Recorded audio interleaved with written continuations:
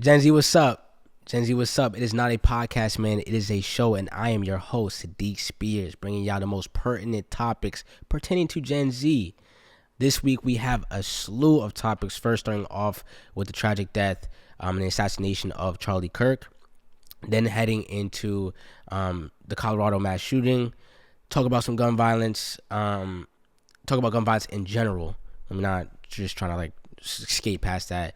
And then the overthrowing of the prime minister in Nepal, the Gen Z protest that's been going on, the burning of the Capitol building, and then jobs revision, 911,000 jobs being fewer added than we thought from last year, which is insane. Well, not we thought, economists thought, because I knew that shit. And I would say college students knew that shit. So first starting off, I do want to first start off with Charlie Kirk and the assassination that happened on Wednesday. That I posted a couple of clips for the last couple of days, just highlighting some of the stuff that Charlie Kirk has said. I commented after saying that I was not rejoicing in death. That's just not my bag. I'm not going to rejoice in death. I'm not going to be happy in somebody dying. But I also wanted to highlight the evil rhetoric that Charlie Kirk has spewed for the last 8 years that I've been watching Charlie Kirk and seen him in media. I don't want Charlie Kirk to become a martyr for American history. I saw some people comparing him to MLK. And I can't act as if I didn't see dangerous rhetoric be peddled for the last 8 years and has led to the divisiveness and the polarity that we see within U.S. politics today. I grew up, I was 15, 16. My start in politics and business was with YouTube and these guys. I saw Charlie Kirk the first people that I watched was Charlie Kirk, Steven Crowder, Ben Shapiro, because they were appealing to young boys. Why? Because they were divisive. They were not sensationalizing, but like it was making politics a little bit more fun because they were going to college campuses and dunking on college kids that have no idea. And now that I've been a college student and now graduated, I understand college kids don't know shit. There's a good 1% that actually pays close attention to politics that will be able to debate and have these conversations. So a lot of them are just bad faith arguments that I don't agree with. But I'm telling you where I was at that age to understand now this rhetoric is not these clips that I see and I'm going to play are not out of context. This is Charlie Kirk. He's been able to create a career and suspend himself and his organization Turning Point of a career off of evil rhetoric that has affected multiple populations of people. I'll start with the first clip. I have a question. Okay, what's your question? Why did you say that the civil rights bill should be overturned? I didn't say that. I said it was a mistake. Why? That's crazy. Now you gotta figure it out. I wouldn't be here. That's trouble. Who's that? Who's that? I'm sorry. If I see a black pilot, I'm going to be like, boy, I hope he's qualified. Well, that's the you wouldn't have done that. You wouldn't have. You wouldn't have done that before. That's not an immediate. No, you wouldn't have done that before. That's not who I am. That's not what I believe. It is the reality. I want to highlight that because I think that's automatically it's hard for me. It's hard for somebody to argue against to me that that's not racist rhetoric. Just because if you know what DEI is, it attacks the applicants and the pool of applicants, not the pool of professionals. It's not justifying whether somebody is qualified or underqualified. It is taking from a pool of applications and saying, based off of these hiring practices, we are going to make X amount of decision when you talk about black pilots. So to say that you're going to see a black pilot and say, damn, I hope that he's qualified, that's automatically racist because how could he not be qualified? Because you got to pass the test to become a pilot. If you're a doctor, you got to go through organic chemistry, it's a class, and you have to pass the MCAT, which is the test to become a doctor. You have to pass those things. So DEI is not going to get you as to be a professional. DEI might get you into the building of the school, but you still got to pass the test. You still got to pass the bar to become a lawyer. Okay, so that's why that rhetoric automatically just pushed that to the side. When people talk about Charlie Kirk and they ask me to humanize him, When I posted those 2 clips, I didn't post anything rejoicing no death. I just posted 2 clips. Somebody stood up and said, think about him as a husband. Think about him as a father. Think about him as a family man. And I would say, when you become a broadcaster or a journalist or a politician, you become a public servant. A public servant. And I think we have gotten so far from that, or we just don't know it as a country, what a public servant is supposed to look like. A public servant is not a character.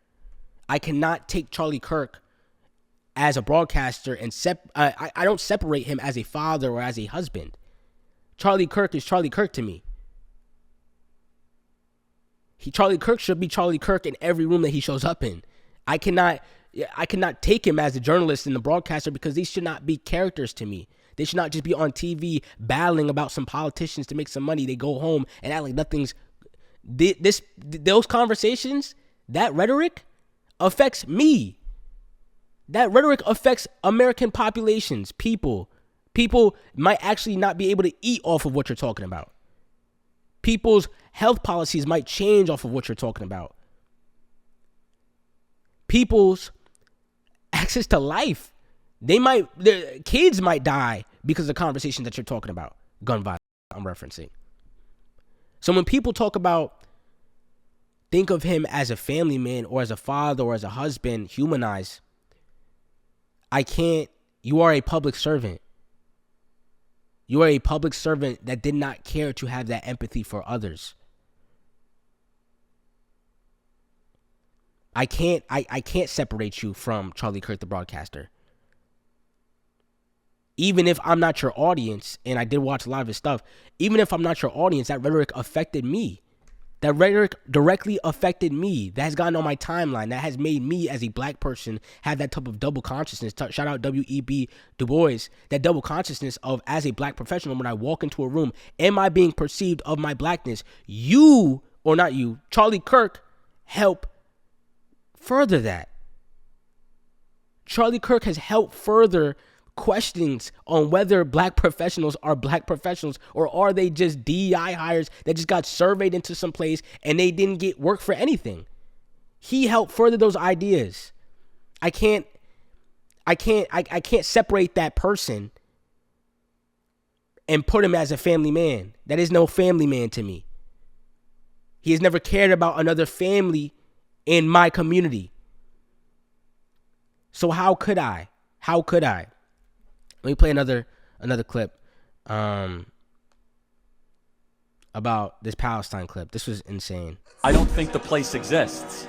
What? Because it doesn't. It's called Judea and Samaria. It's not called Palestine. You don't believe that Palestine have the right to exist? No, everyone has a right to exist. Show me where it is. It's a non-existent place.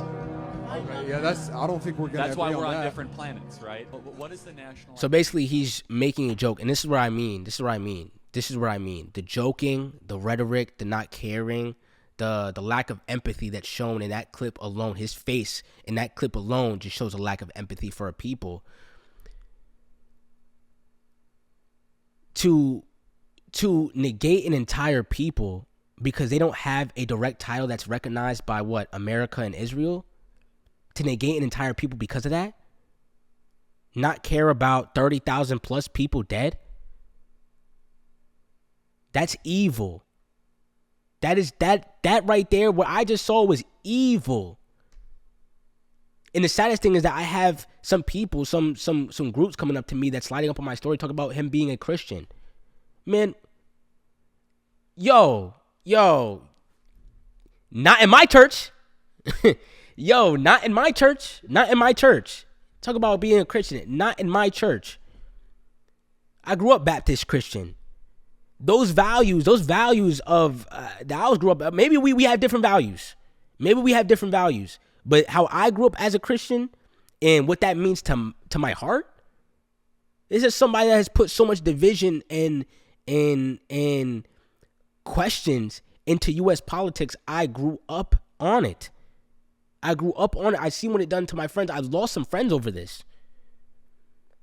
Off of this type of rhetoric that sees no problem. And my biggest problem is the people that see no problem in this. You see no problem in the conversations that he's having. You just disregard it. You have the filter on because he's hitting that Christian and whatever that Christian identity in you. I asked you to see past that. I asked you to see past and see for the next man. You are asking me to have empathy for some person, have empathy for him because he's a Christian man that was speaking about his beliefs and his truths. He's never cared about other people's truths. He never looked to have empathy on other people's truths. He's been there to speak against it, joke about it, and diminish people and diminish their emotions. I can debate you on why Charlie Kirk, I can debate you on the logics and on why Charlie Kirk has been wrong on multiple levels, have been evil with his rhetoric on multiple levels. But I even think the conversation of emotion versus logic comes into this in a weird way. You know, like every time we talk about something, it's like, or every time we talk about something, him and his supporters will be like, all right, no, you're just being emotional about it. You just think on the logic side. You're just being emotional.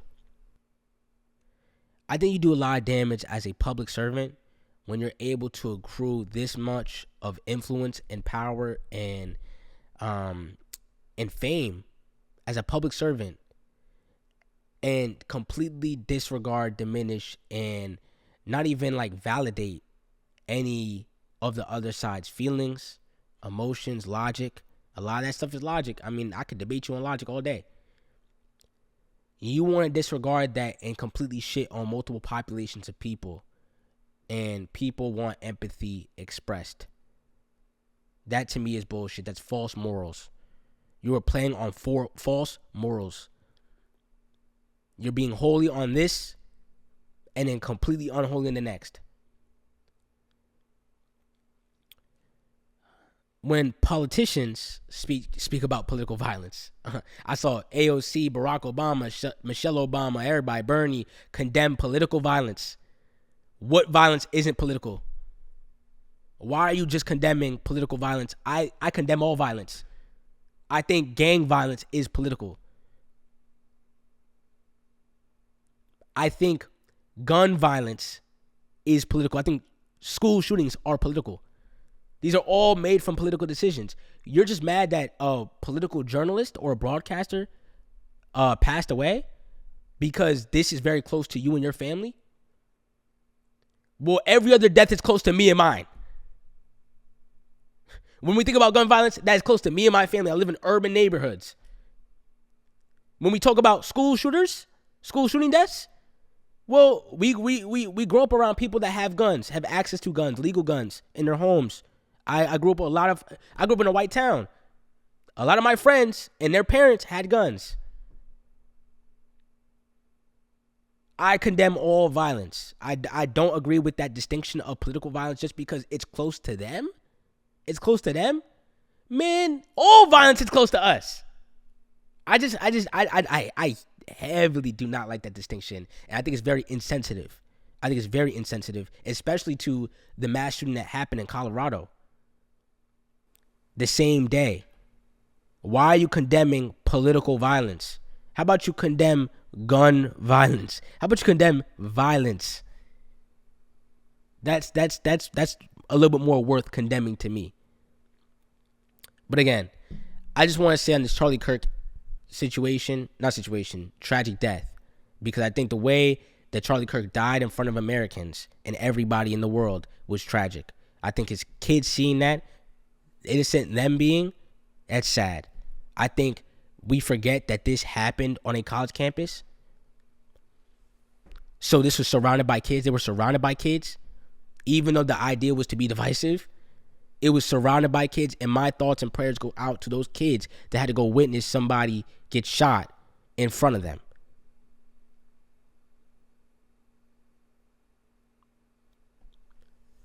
And it saddens me. Like this shit saddens me. Like, I understand that this is, I feel like America's just become the TV. Literally, politics has just become TV. But this type of divisiveness, this polarity saddens me. And I think it saddens a lot of Americans. And I think Americans are putting some of their sadness in weird ways, or showcasing it in different ways, or trying to police how people act in this way. You know, like, why are you trying to police somebody to make them have empathy for somebody that didn't have any empathy towards anybody other than his own community? I just don't see that. I have empathy for America. I think America's hurting and bleeding. And I feel like a lot of Americans don't have empathy for other communities that they don't see, or it's not in them. I want us to move away from this tribalistic stuff. And I think Charlie Kirk is one of those ones that was the agent of chaos in this. I remember 8 years ago. They were all doing the same stuff, and now he's being able to create a complete organization, brand turning point, and then have his family and his constituents benefit from it.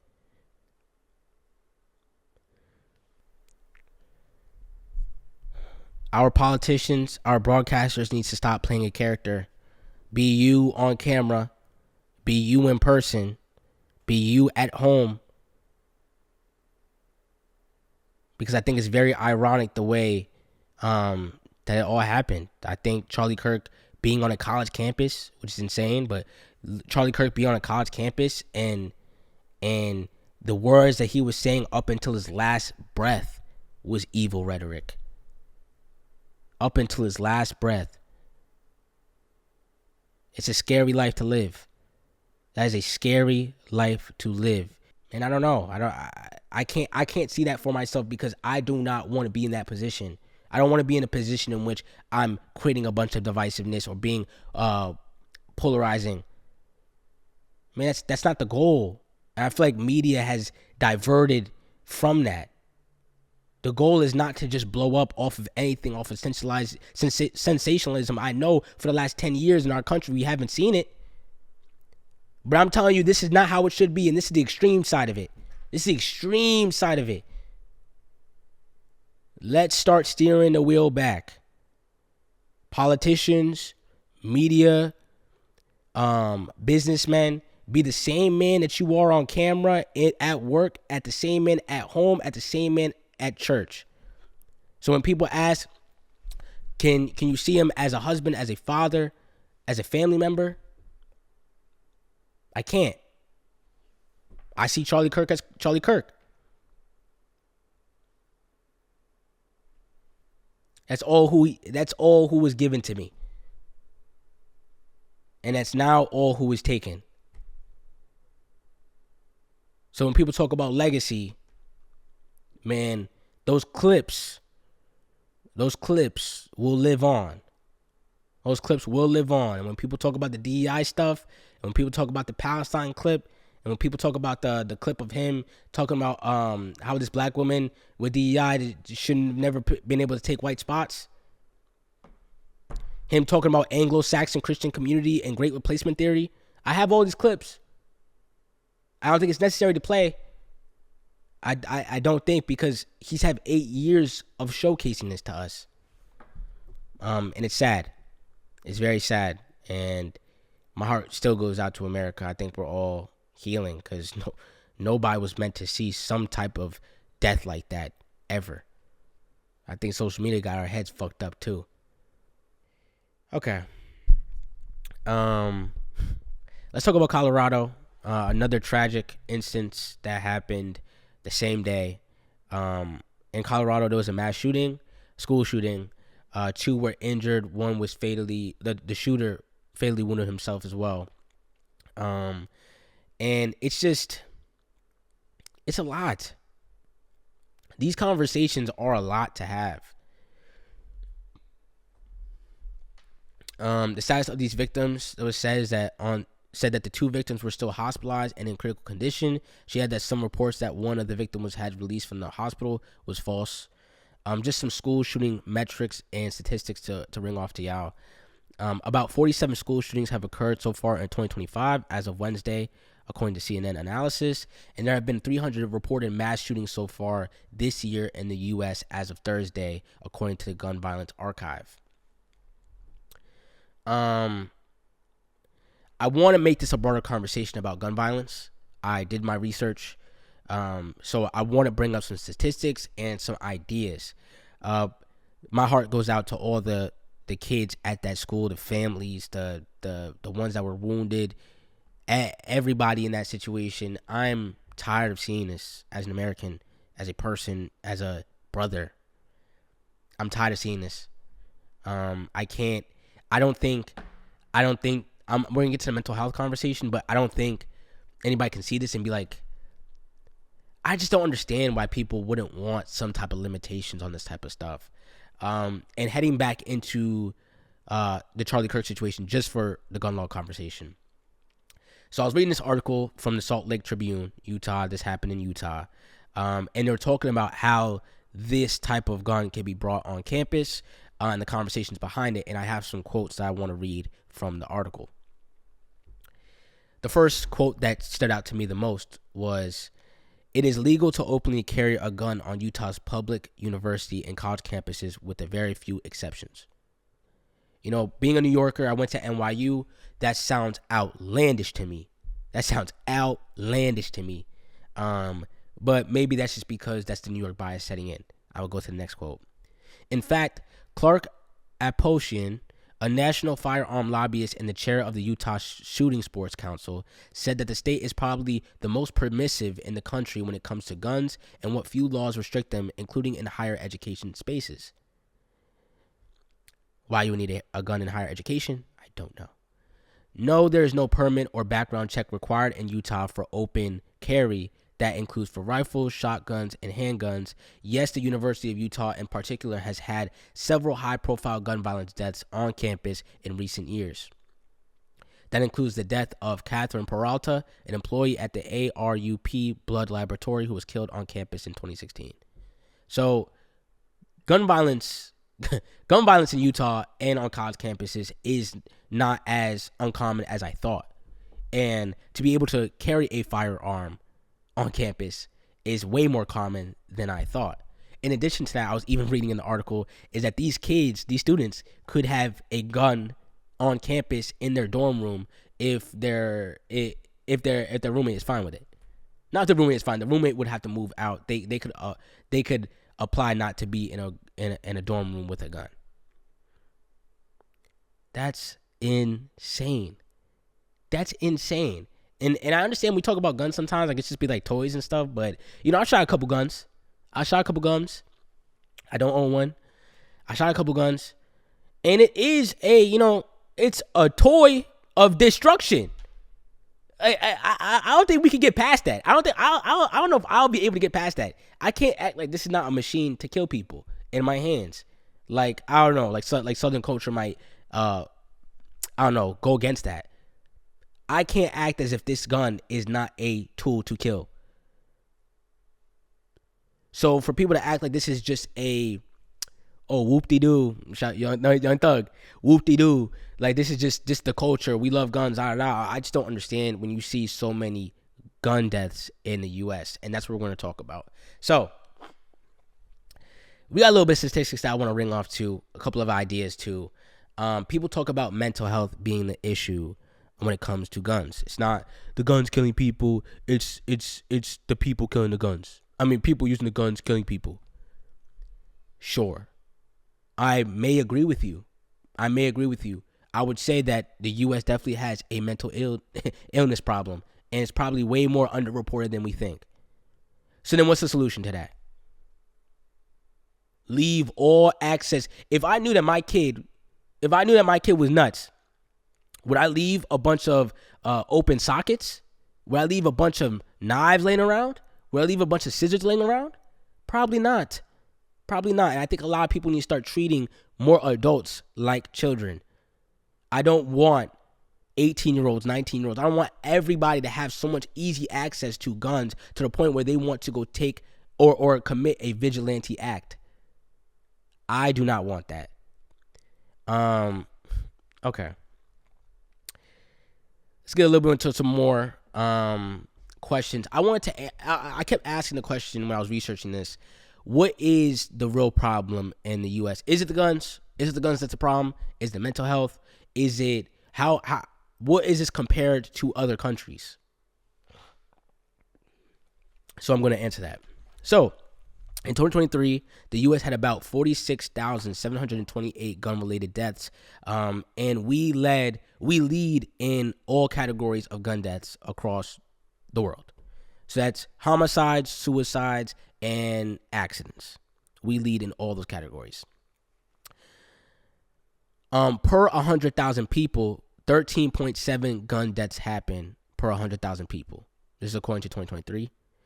58% of those were suicides and 38% of those were homicides, which is very interesting because I think people don't care about suicides. They're like, all right, but the problem is gun violence, mass shootings and stuff like that. But nobody cares about the 58% of those gun deaths being suicides. That's alarming to me. Sad. Firearms per civilian. There's 120.5 guns per 100 people in the States. Thus mean that there's way more guns in the States than there are people. That is a business. Let me tell you that right there. That is a $1 billion business. And we know about this. We know about the NRA. We know about all of this, the lobbyists and stuff. We know about this. But I'm just putting it into perspective because maybe you're from New York like me and you don't really have a bias. You don't really care about guns like that.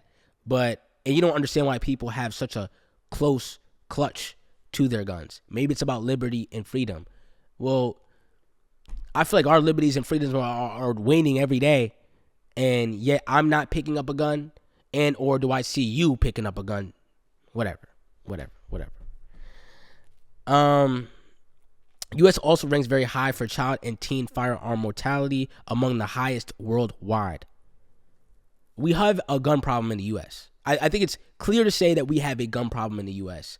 The conversation then goes into what are we going to do about it, and they say that states with a more restrictive gun policies or gun laws have lower correlated deaths. Let me say that again. States that have more restrictive gun policies have lower gun-related deaths. That is a direct correlation. If that's a direct correlation, then the solution that needs to happen is we need to have stricter gun laws. That's the solution to me. I understand Americans want to be so heavy when it comes to the guns and life, liberty, and stuff like that, but they're taking our liberties every day, and guns is not protecting that. I need y'all to actually get out and build something. Think of solutions. Use this brain and not trying to be take some weapon of destruction. Okay. Sorry if I'm going off, y'all. Look in the direction that America is kind of moving in at the moment. Like, okay, more gun deaths. Now we just saw a rise in political violence, gun vigilantism. We're seeing more imposed. We're seeing more of our army be used on our own people. We're just seeing a more militant America, militant on their people, militant towards other nations, militant within each other, speaking to each other, the polarization. And I don't think yet that a lot of people see what this rise was caused by. This is not just from the top where Trump comes in. No, this is a psychological change. And a lot of us, we are divided. We feel divided. And I would like to say, a lot of that polarity comes from these independent media creators like Charlie Kirk that came in 2015 and 16 and rose to rise as Trump rose. No wonder he wants to make him a martyr. He helped him get there. Okay. And when we talk about a more militant America, right? I think the biggest example of this is Trump changing the Department of Defense to the Department of War. Pay attention to rhetoric. These are the biggest problems that we have in America. We're so lackadaisical when it comes to words, ideology, feelings, emotions. Y'all wanted to go, we went super left, I guess, and then we wanted to go super right now. And now we're at a point where we are militant. We as a nation are militant. And this is not a nation that I'm proud of right now. I'm just not. I'm not. It's sad. It's depressing. It's why am I arguing with people about a known terrible person. Why does America be so divided on topics like this? That's so confusing to me too. And I realize how different this is. And mind you, there's some people that live in echo chambers, but I don't necessarily live in an echo chamber. I'm from Poughkeepsie, which could be, black, white, slew of people, going to New York, where I was predominantly around black people. These different lanes intersect because I have to come in contact with a lot of white people who have these opinions. And I don't mind talking politics. Keep that in mind. Some people don't like talking politics at all. I don't mind talking politics, so I often have these conversations. But these conversations have gotten worse. It's gotten worse. And in these moments, like the Charlie Kirk moment, it's like, it's so tribalistic. And that shit is scary to me. I don't like it. I don't like when people act like this or move like this. It's getting more secluded and a little bit more polarized and divided. And I'm just not with that. And that Department of War is a significant change, and it just showcases where we're at today. Gen Z, wake the fuck up. Wake the fuck up. We are in it. We are in it. Ooh, man, I don't mean to be having like a heavy ass episode, and I know that I went heavy on the Charlie Kirk stuff, but I just wanted to drive it home because, this is where we're at today. All right, okay. Gen Z protests in Nepal. This is crazy as well. Gen Z has burned down the Capitol building in Nepal. The Prime Minister has stepped down or resigned, and you're seeing huge amounts of riots on the streets happening as we speak. Now, what's the conversation behind this protest and this heavy protest that's happening in Nepal is that the government, the youth is very upset with the government for the last multiple regimes that it's had within Nepal.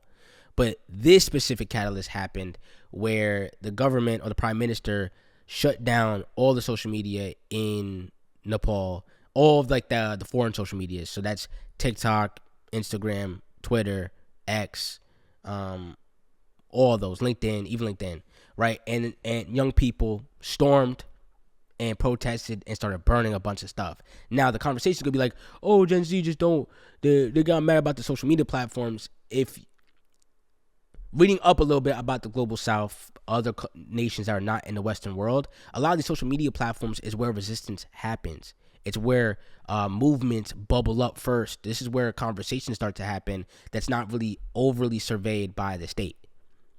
So that's why a lot of global south countries, people are, non-Western countries, are able to go and use social media and use it as a form of resistance to be able to group up, organize, mobilize people.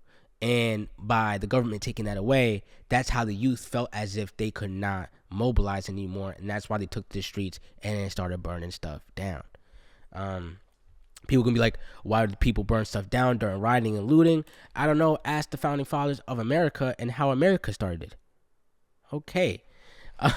So at the result of this Gen Z protest in Nepal, sadly 17 were dead. I saw videos of people being hosed down. I mean, like, the response from the government was peaceful at first, then militant, and then now it's just kind of like in rebuild mode. And I have to check up a little bit more on it now of where it's at. Now, I did watch an in-depth video, and I will link it on YouTube because these guys go crazy on YouTube. Some of these journalists are amazing. But they were saying that an NGO might be linked to the U.S. that is funding this type of movement that's happening within the Gen Z protest.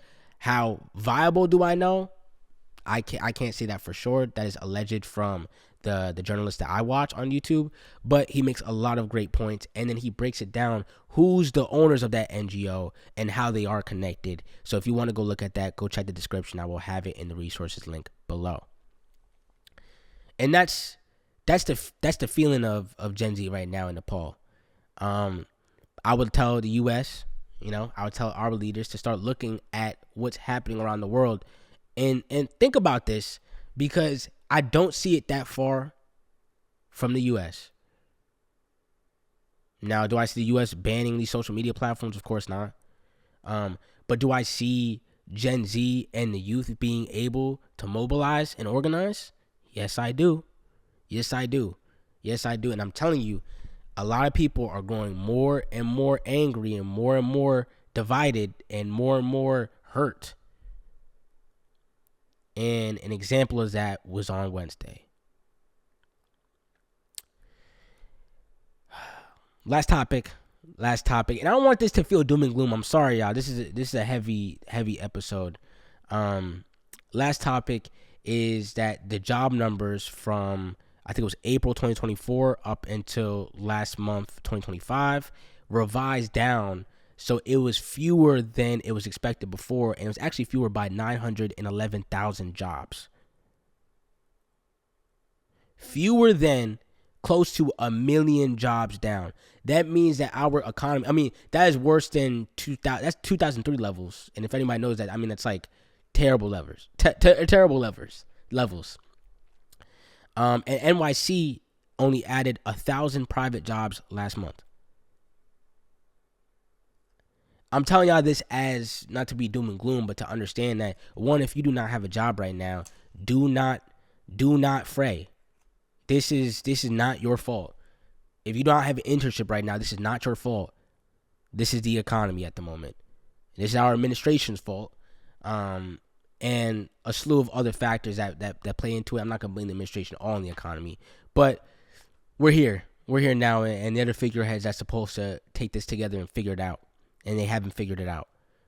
So it's expected that this is going to be our job numbers for a while. Rate cuts will be happening soon.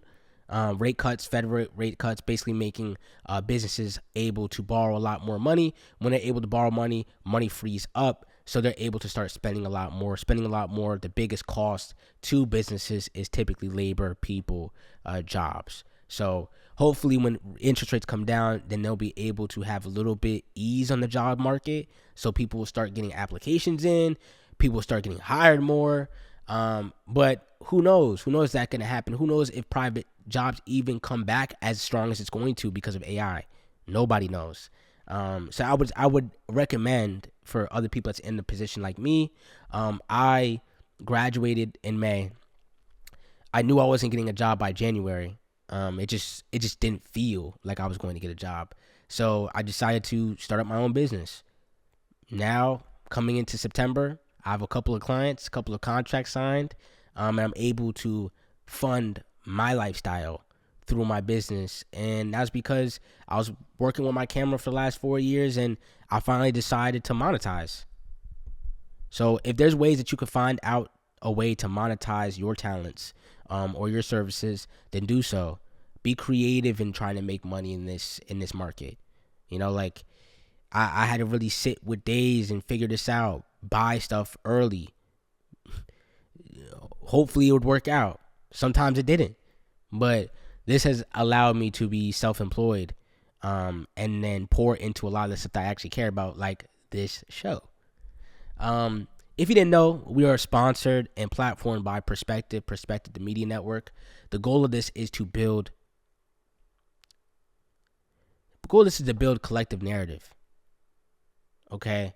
We don't all have to be truth seekers, but if we could all get a collective idea of how we look at policies, how we attack policies, how we look at politicians, and then vote within that collective narrative, I think we work. I think we go through. We don't have to be so divisive and polarized all the time. You don't even have to agree with me on most of the topics. Drop it in the comments if you disagree. I welcome that. I welcome that. More of a conversation than just you go to your corner, I'm going to go to my corner, I'm going to feed my corner and shit on your corner.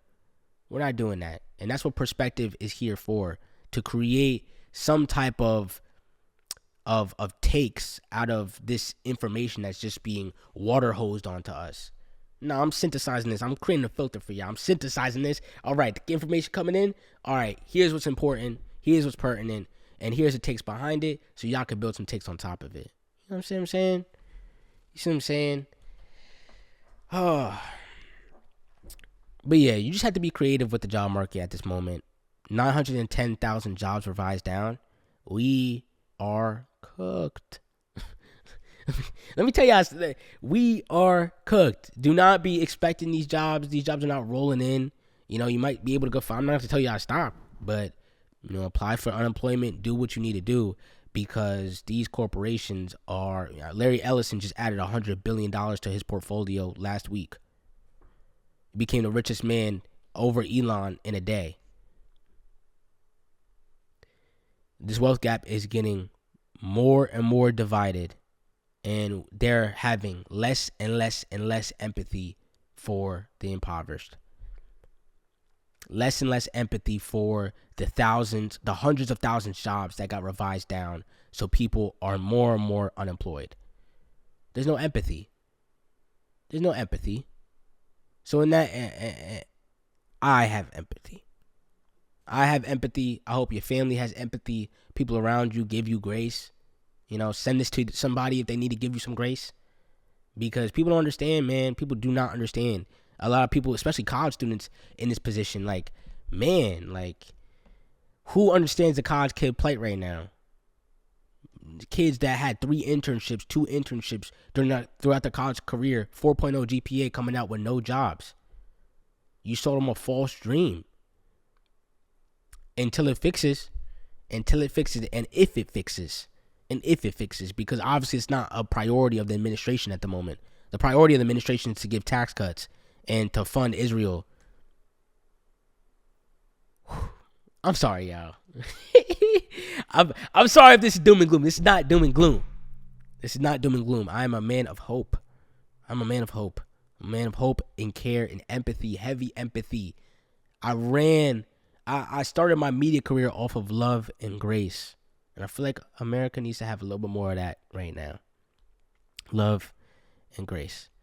Okay, with that, I think that is the end of this week's show. If you have not watched the last show, talking about Trump and Harvard, if you didn't watch the last one before that, talking about Serena Williams with the GOP1 deal, and then Zeus Network hitting $1 billion of valuation, that's insane. It's just been a great couple of weeks. If you ever checked us out on our other channels, Instagram, TikTok, whatever, check us down below. Perspective, check us out. Okay, man. And if you want to check my other links and stuff too, I run my own YouTube channel, Sadiq Ranks. If you want to go see my start, check there. And if not, I will see y'all next week. Gen Z, what's up? Love y'all. And, it's not a podcast, man. It is a show. So treat it like that. Love y'all.